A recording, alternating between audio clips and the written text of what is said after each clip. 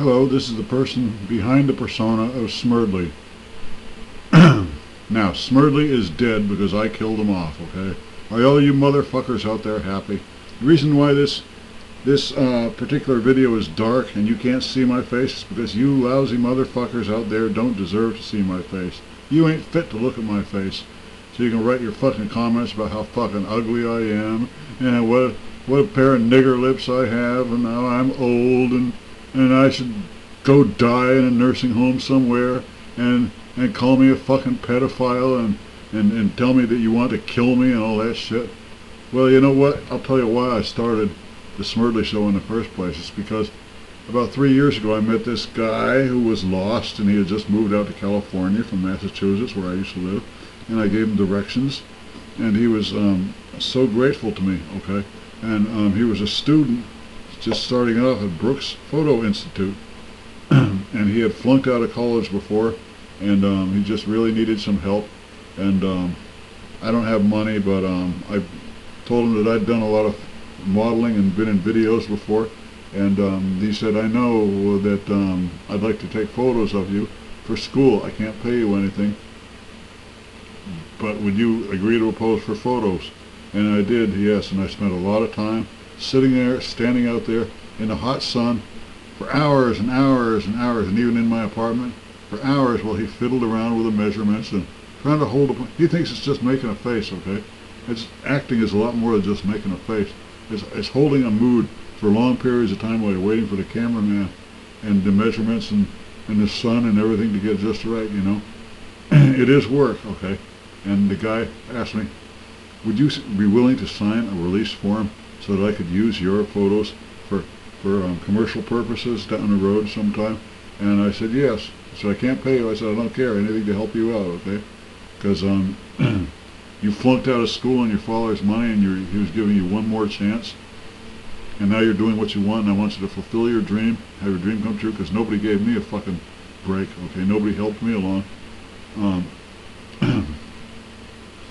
So anyways, to make a long story short, I was getting sick.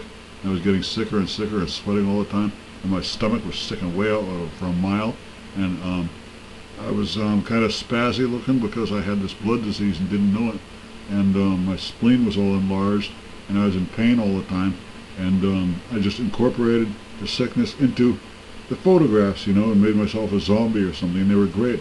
They went over big with the students at school, and they went over big with the guys' instructors, and really helped them out, and he made me promise not to do photos for anyone else but him, but to be his exclusive property. And I said, okay, if that'll help you out, I'll do that, okay? All right, now I got sick, and I got sicker and sicker, and I went into the hospital, and they kept me there for a month, and they scraped bone marrow out and had me in the death ward and everything. And somebody I know sent an email out to everybody who was my friend, and I got a lot of support from people, and they came up and visited me in the hospital and said their prayers for me. Fine. About 3 months later, I got this phone call from this guy who was a photography student, and he said, what the hell happened to you? How come you were in the hospital? I said, well, remember when I was sweating all the time and I was all swelled up and I could barely walk? I told you I thought I was having strokes. He said, yes.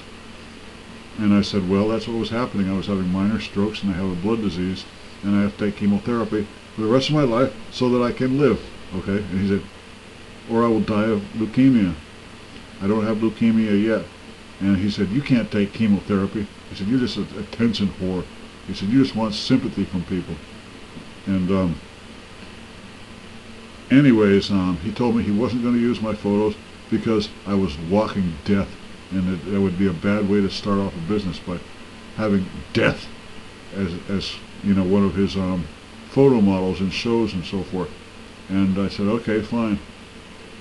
And I don't know, the guy really hurt me because he took some of my favorite photos and took other people out there to the same locations and rephotographed them using these other people and had them sign forms so he could use them for commercial purposes. Alright, so I felt really fucked over, you know, and I decided, the guy told me that his father had ruined his confidence and told him he was no good and would never amount to anything. And then I told him, well, I helped you. I built up your confidence and I helped you, right? He said, you never helped me. he said, you were just a stand-in dummy. You're ugly. You're old. You know, so I could get other. He said, and furthermore, all the times you were there for me, I was there right beside you. I did it because I felt sorry for you, because you're a loser, and because nobody else will spend time with you, because nobody likes you, which couldn't be farther from the truth, because a lot of people like me, but, you know, or I wouldn't have been overwhelmed with all those visitors in the hospital. And they weren't just there because I have money and I'm going to die, and they're hoping to. I don't have money, all right? I'm a charity case. But anyways, that's why I started the Smerdley Show, and in time I proved myself to be a good photogenic person who can do characters and who can be entertaining. And I got all kinds of subscribers and people all over the world. And I got a lot of hate things, calling me a pedophile and a fucking pervert and an ugly bastard, and told me I should die and I should be killed and I should be stoned to death. I mean, I come to the conclusion the only way I can feel comfortable about myself being hurt by people like the photo student is to stop giving people the benefit of the doubt and going back to my old ways of thinking that everybody on earth is a two-legged piece of shit. They're all garbage. I never cared about anybody. I never loved anybody in my life. I'm not capable of having friends with anybody. And therefore, you people out there, some of you were nice to me, okay, but the majority of you just send me death threats and fucking horrible shit and tell me they're going to kill me and all that shit. Well, go ahead and kill me, okay? Because no more Mr. Nice Guy, no more Mr. Funny Smerdley, no more satire, okay? I'm back to hatred, because hate is what makes the world go around. And I realize that YouTube is only for little kids and haters, okay? That's what YouTube is all about. Hate makes the world go around. Kill, hate, smash, bully, beat people up. Okay, who's next? Who wants to step right up to get bullied? Huh? You made the world an uglier place, and I choose to be ugly. I choose to be ugly as you people are, and as rotten a bastard as you people are. Bring it on, you motherfuckers. I will hurt you. I will hurt you real bad. I will tell you off so bad that your children will be born deformed. You think I can't do that? I can do that. I can do that, and I will do that. Come on, all you bastards, especially you people in Norway who aren't responsible for anything but ugly inbred royalty and fucking sardine canneries, okay? Come on, Norway, bring it on. Come on, Globus and all you fucking losers out there who don't do a goddamn thing for anybody but sit there and spew your fucking garbage and your hate. Come on, people, bring it on. I will hate anybody. I hate you all. I hate everybody. I hate the whole human race, and you all suck, all right? Bring it on. Come on, you motherfuckers. Bring on the hate. Come on.